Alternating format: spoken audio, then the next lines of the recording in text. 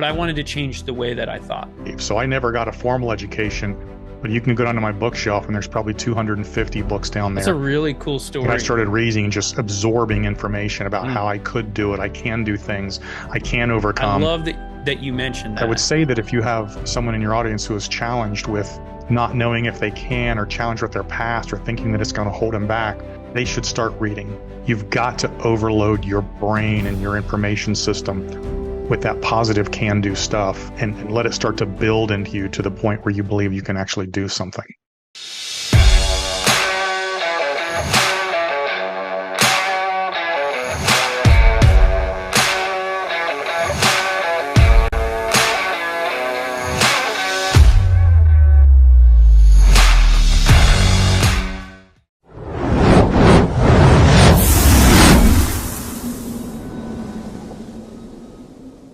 Hey everyone, welcome to the Business Growth Pod. I'm your host, Allan Draper. Thank you for spending time with me. I know how valuable your time is, how busy you are, and I appreciate it. Before we get to our guest, make sure to go to my website, allandraper.com. Especially if you're kind of in the beginning stages of your company, make sure to schedule an appointment with me and let's chat about your business, see where I can help out. Today, I would like to welcome to the podcast Brian Will. Brian is a highly experienced serial entrepreneur and best-selling author of The Dropout Multi-Millionaire. And he has mentored numerous businesses and helped drive billions with a B of dollars in sales. Welcome to the show, Brian. Glad to have you. Hey, Allan. Thanks for having me, man. This is going to be fun today. I appreciate it. So let's hear about this dropout story. So it sounds like you know high school maybe wasn't the best fit for you or something. Let's hear about that and how that helped you. Yeah, that was my second book, and the Dropout Multi-Millionaire. The title comes from the fact that I failed out of high school at 16. I did manage to get back in. I graduated with a 1.2 GPA, so not the best student. Got kicked out of the house at 18. Came from a bad background. Joined the military. Did a year on active duty, and then over to the National Guard, did 4 years Air Force, 4 years Army. Started my first business at 21 because I couldn't hold a job, was a terrible employee, and went from there. And so have built multiple companies over the years, had a lot of success, a lot of failures. I had a lot of success and have done really well, and then went into coaching and consulting for big companies, and then wrote the books. I've got another one coming out next week, actually, and bought a restaurant chain. I'm into real estate. I got into politics. I sit on city council in my hometown. So I've done a little bit of everything. So tell me a little bit about the mental state that you were you were having going through as a 16-year-old and you know struggling with high school. What because one of my goals is to make sure, or at least focus on my weaknesses to the point where they can become some of my greatest strengths. So tell me a little bit about that phase and how that kind of, whether it gave you confidence, whether it didn't, what you learned from it, and what you've kind of applied, how you've applied that to your business career specifically. Gosh, there's a lot to unpack with that question. And it starts with the fact that I'm very ADHD. And when I was in high school, and this would be the late 70s and 80s, I'm an old guy here. You know, we didn't know what ADHD was back then. All they knew was I couldn't pay attention. I got terrible grades, and therefore I must be dumb, which was the title of my first book, I Give the Dumb Kids Hope. And throw in the fact that I came from an abusive background, grew up in a bad home, got hit more than I didn't. And so I was an angry young man, had a chip on my shoulder, didn't care about authority, didn't want to listen to anybody, just didn't care about life in general. So combine those two things, and I was not a good student. Right. So I did manage to graduate, got in the military, got out of that. I will tell you that those two primary drivers, though, my ADHD, and you will find a lot of people that are very successful in business have ADD or ADHD. It's actually a strength of mine. Because I run multiple companies, I have multiple projects. I know within myself I can't focus on details. And so I hire people to do that. But I know also that I can sit at 30,000 feet and overlook and do strategic command and control on multiple things at the same time, right? If you understand ADD versus ADHD, ADD can't focus.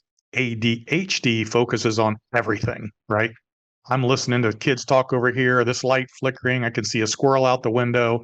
I'm talking to you while we're doing this podcast. Everything is going on in my head at one time, and that allows me to Mm, manage multiple businesses.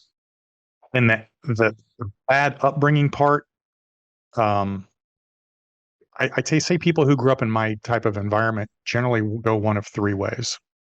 They either fall apart, they continue the cycle of abuse, or they take that background and they use it as fuel to succeed. And you'll hear that one a lot. And that anger in me made me want to succeed so bad. It was the most important thing in my life. And I was able to overcome a lot of things that most people aren't able to just because that anger kept driving me on. I had to succeed. I had to do it. I had to do it. I had to do it. I had to prove to myself that I wasn't the dumb kid that everybody said I was. So you take that anger, which turns into drive, you throw in the ADHD, which allows me to focus on multiple projects, and it's got me where I am today. So both of those ended up being positive. that's a really interesting analysis that there's, abuse victims have these different paths. What is it? What is it that makes some of the abuse victims? I mean, making sure that we're sensitive to this, and we're kind of, obviously it's each case by case would be different with its inherent specifics, but generally, what do you think it is? What do you attribute, your ability to use that as a positive in your life, as this driving force, this energy to be successful, versus, was there a point in time where you had to make that decision? You saw yourself going down this other path, or what is it? What is it for the folks that, are listening, that are going through something? And it sounds like you made this decision, whether you did it, expressly, or there was a time, this pivoting moment where you made the decision, or if it just kind of evolved. But what do you attribute that to, that you were able to take, of the three paths, the only one that you would have led you to where you are today? So I would say there is a nature versus nurture uh, part of that answer, right? There are people that are never going to overcome their past and never going to overcome their challenges because they just won't force themselves to do it. That's the nature part, right? And then there are some people that they just have that driving force behind them and they're going to go no matter what. I look at my two children who were raised in the same house with the same parents, with the same upbringing, and they're totally different. And if you have a brother or sister, you may experience the same thing. I have one daughter who I used to joke when she was, a little and I'd yell at her, don't do that. She'd stop and give me these big eyes and then she wouldn't do it.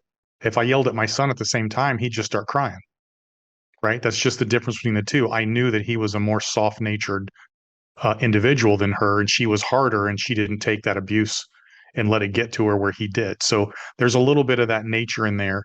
But at some point, when I was 18 years old, I ran into somebody who started telling me that I could do anything I wanted to do, and I could succeed at any level I wanted to succeed at.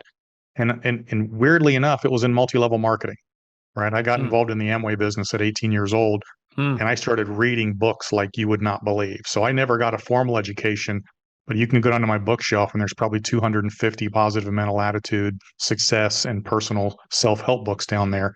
And I started reading and just absorbing information about mm. how I could do it. I can do things. I can overcome. And I would say that if you have someone in your audience who is challenged with not knowing if they can, or challenged with their past, or thinking that it's going to hold them back, they should start reading, because they always say the difference between you today and you 5 years from now is going to be the people you associate with and the books you read, and today the podcasts you listen to. You've got to overload your brain and your information system with that positive can do stuff, Hmm. and let it start to build into you to the point where you believe you can actually do something. That's a really cool story. And I didn't experience some of the issues that you clearly had growing up, but I had a similar experience where I got to this point where I grew up in a small farming community. People don't really leave. They just kind of stick around, but the town doesn't grow either. Like, they don't build businesses, and any new business that starts up, it's too small to succeed. Usually there's not enough people. And so the thinking is different. I'll just say that. And I still have family there and I still visit quite a bit, but I wanted to change the way that I thought. And the way that I did that was I stumbled upon business books. And I actually can't even remember the first. Rich Dad Poor Dad was really early. But when I'm looking, when, and I highly recommend, if you want to change the way you think about leverage in your time as an entrepreneur, I recommend Rich Dad Poor Dad's classic. Obviously, I recommend his follow-up book, The Cash Flow Quadrant. It's excellent in terms of deciding career path and becoming an investor slash business owner. But Brian, when I'm looking to choose a book, a lot of times I try to find a book that is going to not just inform me, but is going to change the way that I think. A lot of stuff that I've read in books, I don't necessarily remember, but when they change the way you think, that's how it impacts your life. And, I grew up, it went to a small high school. So I, started on all the sports teams. They didn't have a lot to select from. And I was like the jock type personality, and then I got into reading books about how to think and positivity. And I got to tell you, in the beginning, it made me feel a little weird. It's like, wait a minute. So you're telling me I was very skeptical, right? And once I started to apply some of the principles, it was a complete game changer for me. I love that you mentioned that. And I talk about books a lot. I talk about podcasts a lot, and surrounding yourself with good people, with the people that you want to become like, the people that challenge you. And it's incredible the very specific and clear impact that it's had on your life. And that's amazing. I wanted to pivot a little bit. You talked about how people with ADHD, it's kind of different, and how they can have success because they focus on multiple things. And I've never been diagnosed or anything, but that sounds right in my wheelhouse. I own a bunch of different companies and a bunch of different industries, but I can hyper focus. But I really feel pushed when my day is, I work on 10 different companies for an hour at a time, but I'm hyper focused. And I've noticed that this is true of entrepreneurs generally. And I feel like it can be a blessing, but it can also be a curse. And for some entrepreneurs, they think they can take it all on in the beginning. And I say, hey, you have to first get a foundation, get a business that, you hyper focus on. And that's the only thing you do until you develop a certain level of success. Tell me your thoughts about that strategy, and whether, what you think about just this general entrepreneurship mentality of, the new flashy object. So there's three things we'll talk about. The first one is something you said at the beginning of this, and the reason you were challenged originally with the books that you were reading was because of your personal filter. And I talk about this in chapter 1 of the book. So if you think of a child growing up, the minute that child's born, their parents start feeding information into them, right? I'm from a small town too. I had 80 kids in my high school class, and that was a big class, right? Small farm town. And then when you go to school, your teachers start feeding information into your brain. And it's information they got from their parents and their schooling. Then you go into high school, same thing.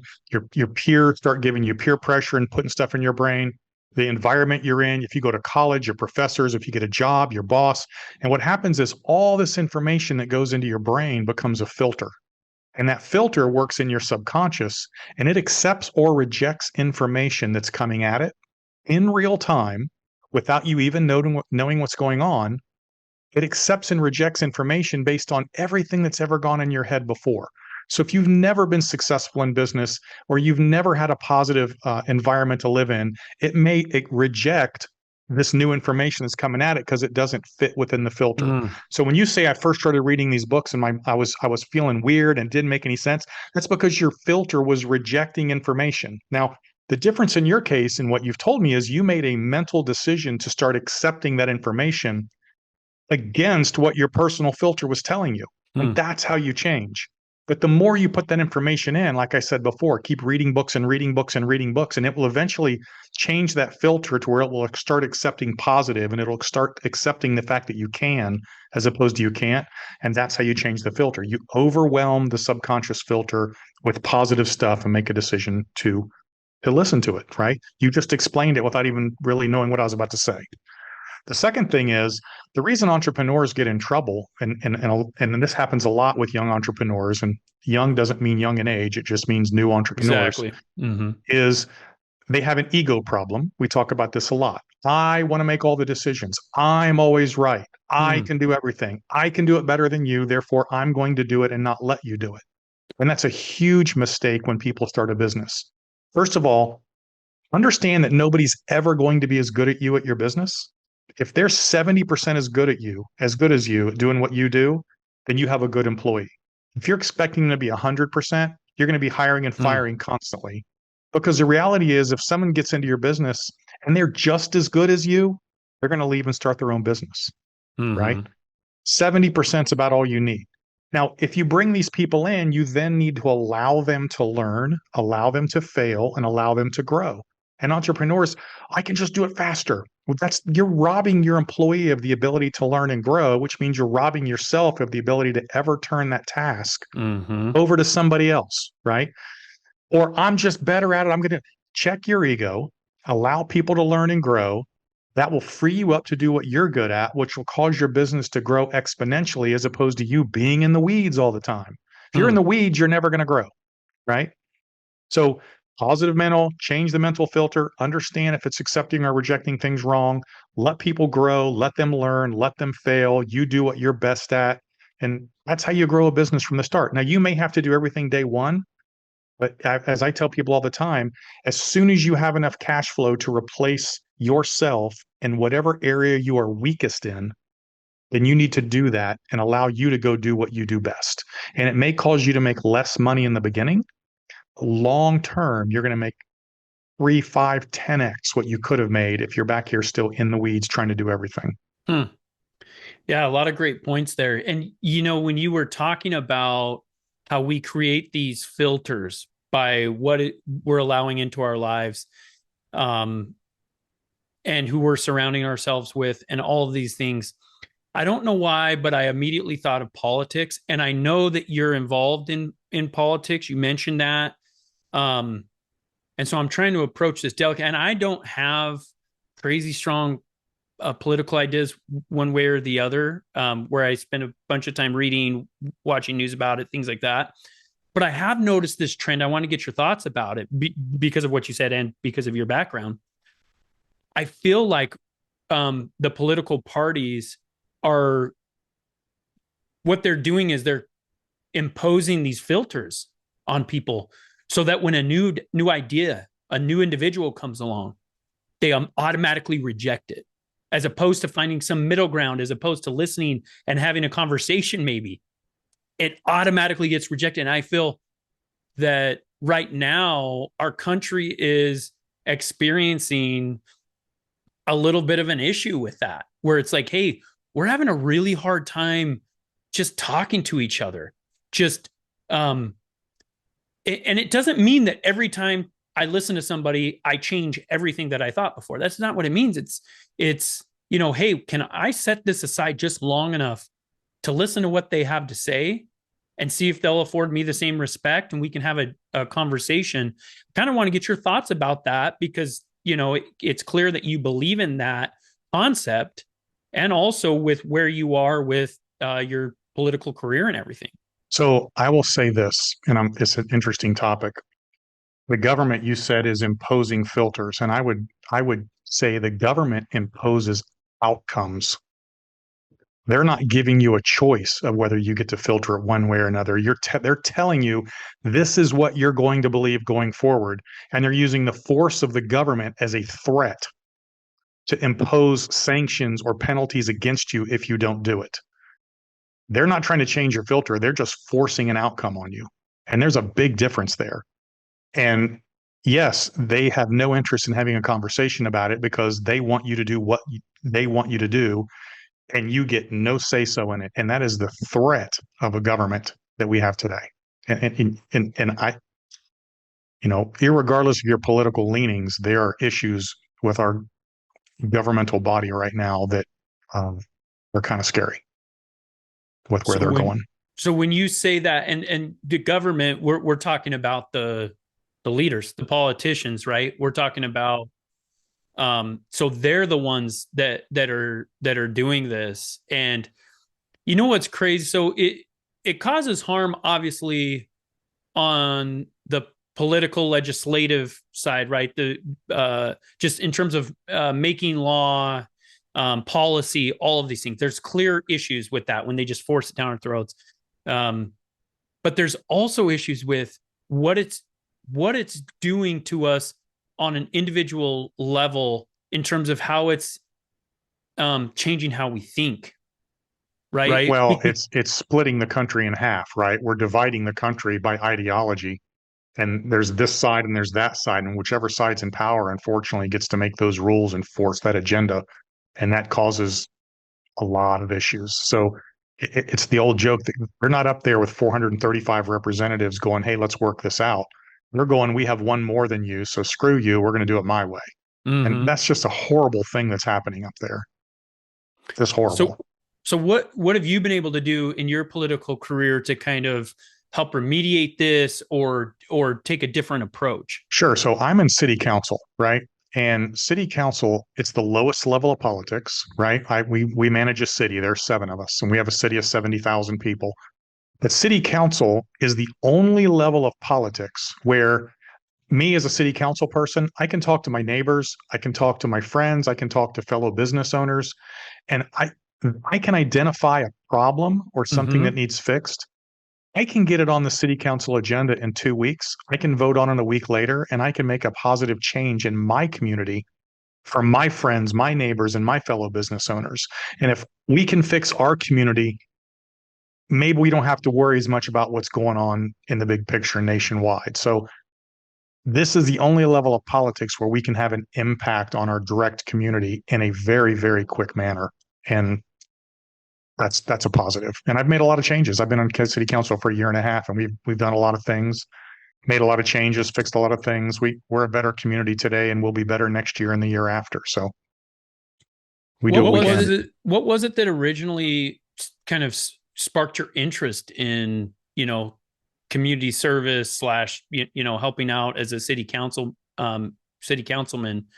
Because I know you're busy. Um, I'm really busy, but I do want to give back to my community. What was it? What was it that said? Was there this moment where you're like, "Hey, I'm going to go do something about it"? Yeah, so I had sold a couple of companies in '06 and '08 and tried to retire. Didn't have to work anymore. I was out in Park City skiing for a month. I have a mentor that lives out there, and he's a very wealthy gentleman. He sat me down at lunch one day and he said, "Okay, you've sold your company. Now what are you going to do?" And Hmm. I said, "I don't know. I guess I'm gonna get start another business." And he said, "Why? Do you need the money?" And I said, "No." He said, "Well, why are you doing it then?" And I said, "I don't know what else to do. I've been head down, dark to dark, as I like to say, for 20 years, and that's all I know." And he said, "Well, what are you passionate about?" And I said, "What do you mean, what am I passionate about? I don't know what that means. I've been working in a business for 20 years, like 7 days a week. I don't know what passion means." He said, "Let me tell you something, Brian. If you're going to be ultimately happy, you need to find something you're passionate about and you need to follow it, whether it makes money or not. And you need to figure out a way to give back to the community, the country, the world that has given you the opportunity to have what you have. And when you can do those two things, you'll create happiness in your life. And if you don't, you'll always be chasing it." Hmm. And I was like, I don't even know what that means. And I literally thought about it for like 5 years. And then I wrote my first book and I thought, wow, I'm really kind of passionate about writing. So I wrote one, I wrote two. My third book comes out next week. And from a giving back perspective, I'd always been interested in politics because we can affect things, but who the heck Mm-hmm. wants to be on the national level? Nobody wants their personal life ripped apart and their children attacked. And I mean, that's just what politics is, a horrible, dirty, nasty business, which is why nobody that's really very good gets in it because nobody wants to have their lives torn apart. But then I met my friend who's on city council and he told me the story I just told you. We can make change in our community. We can help our Hmm. friends. We can help our neighbors.